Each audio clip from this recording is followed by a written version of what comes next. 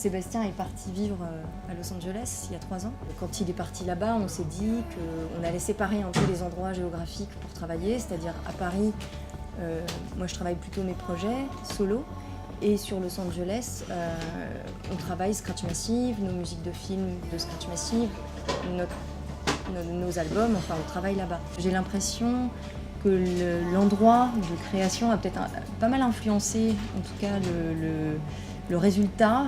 C'est l'ambiance peut-être qui a vachement déteint aussi sur cet album qui est assez rêveur. On n'a plus vraiment le regard de l'autre, on n'a plus la distance par rapport à ce qu'on fait, la première distance, parce que généralement quand on est tout seul après, on a peur quelquefois. Et donc finalement c'est pas mal d'arriver à finaliser ces projets dans des sons qui n'étaient pas si loin des nôtres, mais qui n'étaient pas non plus totalement ce qu'on fait sur Scratch Massive, et de façon finalement à réinsérer tout ça dans la collaboration sur cet album.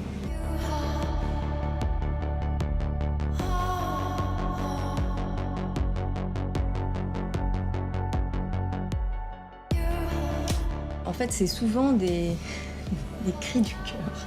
Non, on réfléchit pas énormément. Je fonctionne beaucoup aux sensations.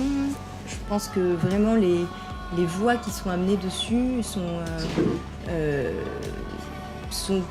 faites en studio sur le moment. Donc c'est très... Enfin, je parle en tout cas pour mes voix qui sont amenées, parce que les chanteurs après qu'on prend sur quelques tracks, c'est des collaborations extérieures, donc c'est différent. Last Dance, par exemple, c'est vraiment un track sur lequel je défie quiconque de me dire ce que je raconte. Je sais même pas trop moi non plus, mais en fait, c'est pas important.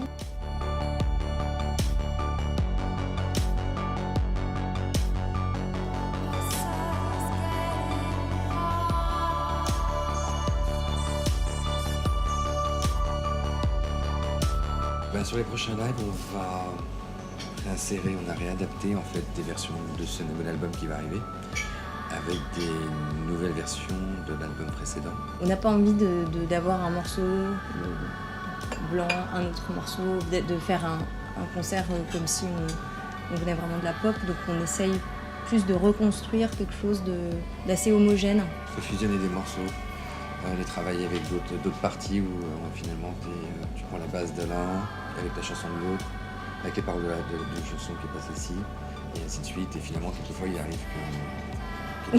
C'est pas du tout ce qu'on fait. Mais c'est vrai, il y a des fois, il y a des accidents. C'est plus trop ce qu'on fait.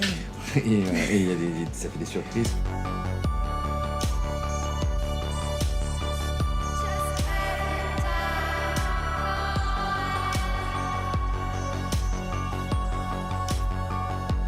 C'est assez différent, les scènes sont assez différentes entre Los Angeles et Paris. La scène techno est très vivace, là-bas ça n'existe quasiment pas, quoi. Il y a beaucoup de rap, il y a beaucoup de folk, il y a de la musique électronique dans certains lieux, mais c'est soit de la musique presque dans des bars, la musique un peu disco, de super qualité, tout ça, mais après on passe tout de suite à de l'EDM.